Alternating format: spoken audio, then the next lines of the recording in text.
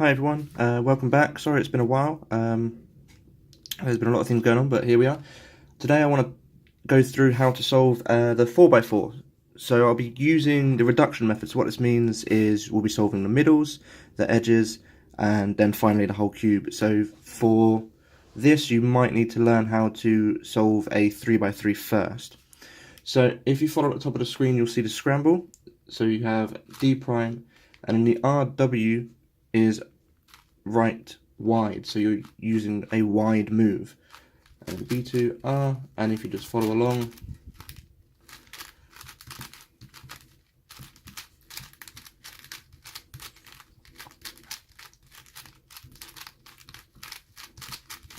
there we are. So our cube is now scrambled.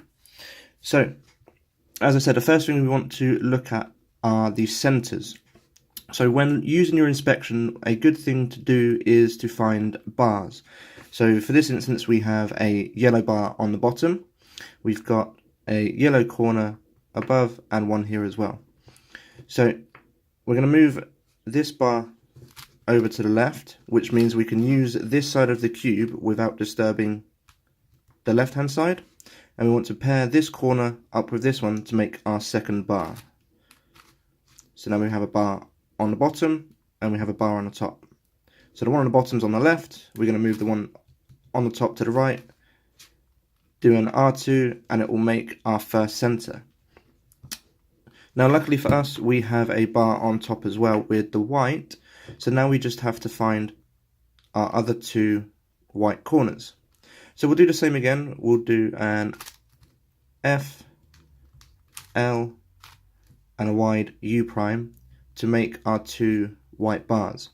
Now for the second center, we cannot just pair them up because that will break our yellow at the bottom.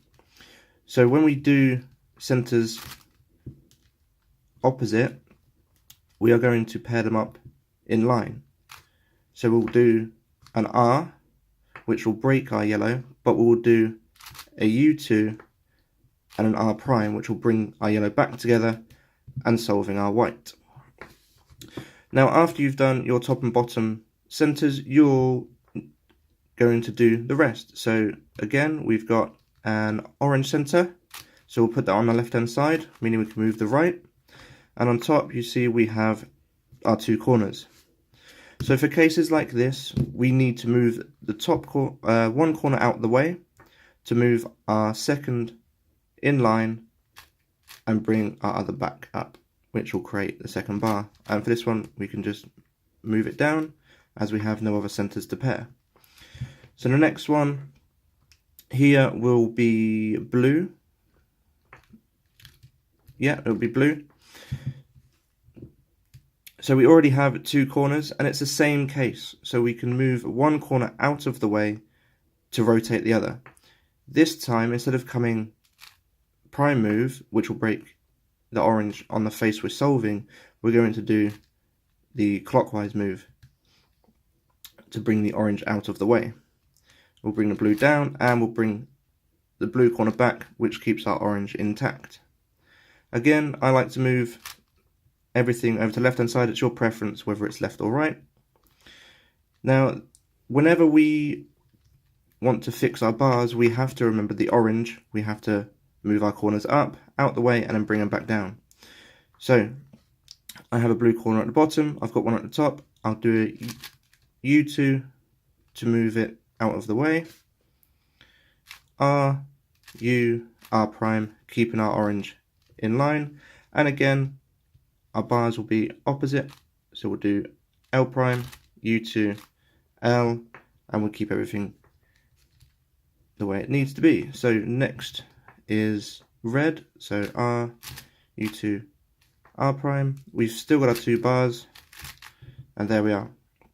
The hardest thing with 4x4 is that there are no middle centers, so we have to create them, which means you will need to learn the pattern of the cube so you don't get things messed up. Okay, so next we will work on our edges. So I like to first do white so I can pair them up, get them down the bottom. So as we see, we've got an orange white and an orange white. So I'll bring them onto the middle layer. I'll do it R2, UY2, and that pairs the orange up. I'm going to do R, U, R prime to make sure that I keep the centers in line when I need to bring them back. So I see a red and white on top here, so I'll move that onto the middle layer, and the white and red is here. So what I can do is move them one on top, one on bottom, slice, move it to the top layer, slice back. This is the most simplest way of doing your edges. There are a lot more complicated ways, which we can go through later on. So now that we've got all of our white edges done, we can flip over and we can start doing our white. So again, bringing in, taking out. Now with a case like this, we could be clever. We have to slice back. We're slicing our red to pair them up, but we will be slicing back.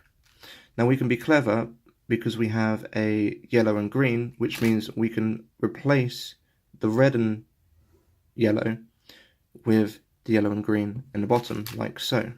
So when we slice back, we'll make a second pair.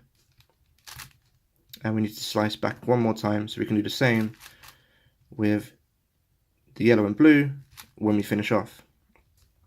So now we have 4 edges on the bottom solved, 4 edges on the top solved because we had the green and red, and we have 1 in the middle. For this, we're going to just use our front 2. So we have 2 at the front, which are unsolved, and 1 at the top. We're going to use the blue and red, so it's at the top. We'll put in the second one, which is at the bottom. Now, when we slice over, the orange and blue is on top. It will come back to this paired up spot here. So we'll make sure that our blue and orange is at the bottom. So again, when we slice, it repairs that one, but it also solves the last one. Now that's it. We've got our center solved, we've got our edges solved. It is just solving as a 3x3 now. And again, if you do not have any knowledge on solving a 3x3, it could get a little bit difficult. Now, luckily for us, we did not come in any parities. So, parity on a 4x4 can be with the OLL stage or the PLL stage. So with the OLL stage, it could look something like this. So this could be a bar case, but one edge is flipped over and we only have one edge facing up. So as you can see, this is not a true OLL case. So another one could be when you've got a cross, and again, this edge is flipped.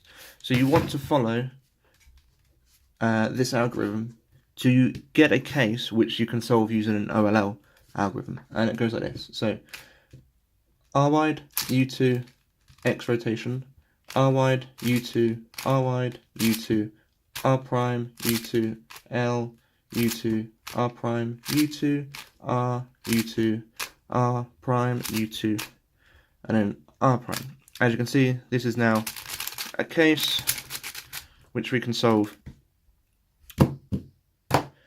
Another one will be your PLL. So we've got one solved edge, not solved edge, solved. So here we have 2 edges that are not solved. And if you think of a 3x3, this isn't a case that comes up because we'll always have one solved, not solved, not solved, not solved. It'll be a U-perm to solve it. Also, it could look like this. So again, 2 edges not solved, 2 edges solved. To solve your parity, it will be a different algorithm. So the one I use is wide U2, and then you're going to be using the inner layers here. So you've got 2R2, U2, 2R2, U2, and again 2R2, and then wide U2 back, and as you can see, 3 unsolved edges, 1 solved, and you can finish it off with a U-pen. So thank you for watching. I hope you found this video useful. It may have been rushed, but I find it pretty easy to solve the centers very intuitively, just making sure that you fix your already solved centers. Edges, again, fairly intuitive. Just keep slicing, slice one way, slice back, and it keeps everything fixed. And a 3x3 stage, you should already know before looking to solve the 4x4. So thank you again. Thumbs up on the video if you like, and leave a comment below.